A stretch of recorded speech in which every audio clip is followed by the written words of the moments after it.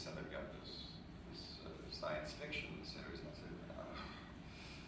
I said, I know I'm crazy, but Quinn Martin, I worked for Quinn Martin 3 or 4 times and respected him completely, but I don't even know why he's doing science fiction.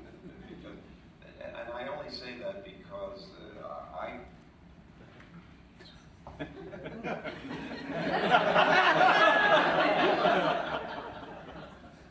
Is that a chess move, or? Okay, Rook Castle U. Anyway, I would have taught Quinn out of doing science fiction because you seem to forever be in that realm of science fiction. It just seems to happen that way. I can go down a list of names who were subjected to that.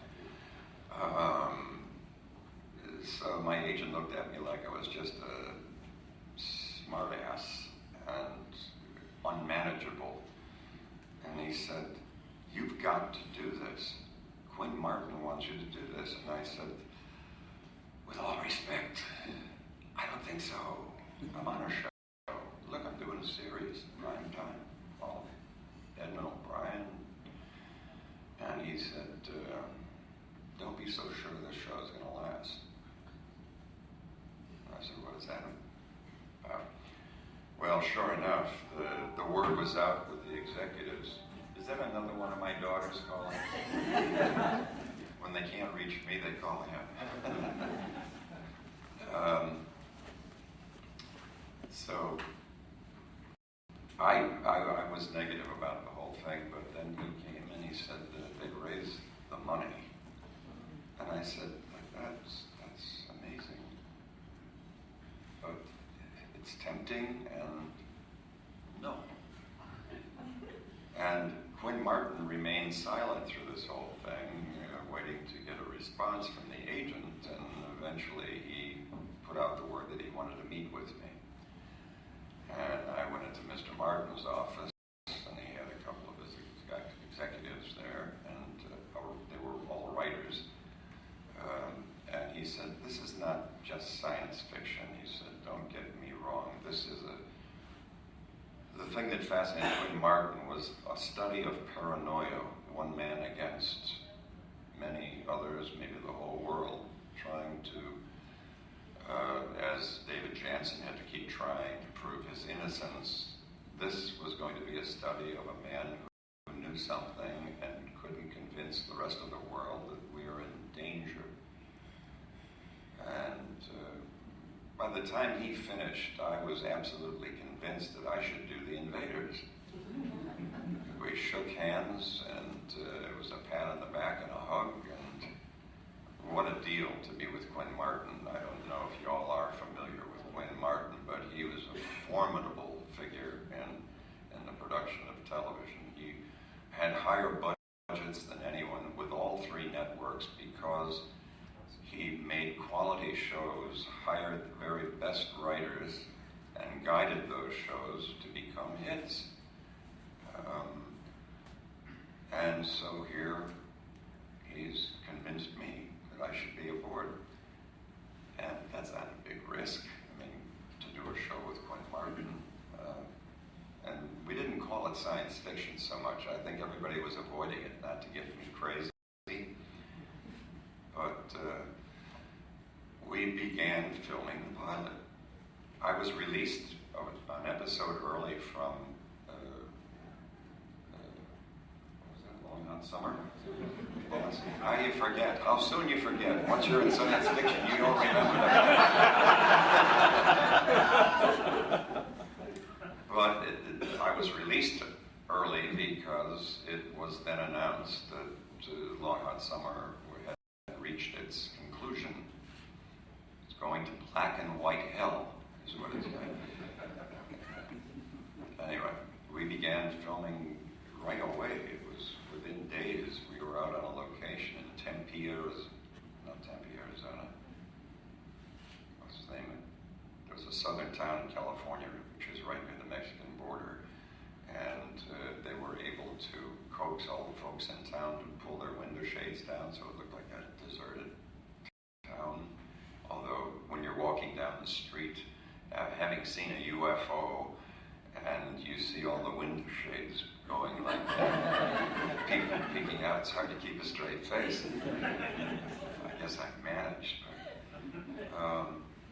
but it was delightful, and I was being treated like a huge star. They had a motor home there, and executives would come in helicopters down to this little town to change a few pages of writing. It was a big operation. I was so impressed. And while we were filming the pilot, we were told that it sold as a series. It was going to be a series. We were only filming for about 3 weeks, and here we go. And I'm thinking, thank you. I mean, with my big mouth and my obstreperous attitude towards not wanting to do something, I was just beginning. You know, it's not like I had a big account or was from a wealthy family where I could just do what I pleased. I needed the work. But I still, as I say, I must have been considered obstreperous, but pleasantly they tolerated that. And here I'm filming The Invaders starring Roy Thinnes. Get out! Get out. How can you believe that until you see it on screen and go, starring Roy Thinnes, wow. I was really impressed. And I'm telling you, Quinn Martin treated me like I was a prince. And I'm not easily spoiled, but boy, I was certainly impressed. I mean, there was the set decorator came to me one day on one of the sound stages and was showing me color swatches and fabric samples. I said, what are we doing? We're going to do a show about fabric? And what's up? And he said, no, Mr. Martin has an apartment here on the lot for you.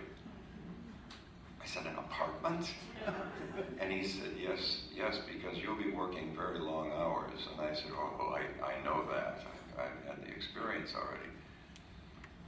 But he said, some nights you won't be able to, you might not want to go home because we're going to start at 4 in the morning when we finished at, near midnight. It's going to be tough.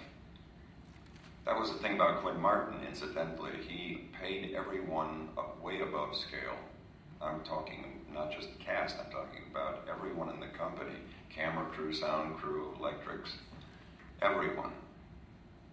With the knowledge that he said, I'm going to be asking a lot of you. This is going to be a drain on your marriage. It's going to be a drain on your physical ability to tolerate long hours. So take it or leave it. And everybody grabbed it, of course, because it was considered a very prestigious place to work in any field. And there we went. We began doing, this apartment I got to tell you about. Billy Wilder was my neighbor on my floor. Billy Wilder. He's smacking me on the shoulder saying, hey kid, how you doing? Billy Wilder, I've never met him before, but he knows who I am because I'm Quinn Martin's guy. I'm moving in. David Jansen was on the 3rd floor. Well, it was I.A.L. Diamond, and it may not mean a lot to you, but he is one of the most famous screenwriters in moviedom. He was another neighbor.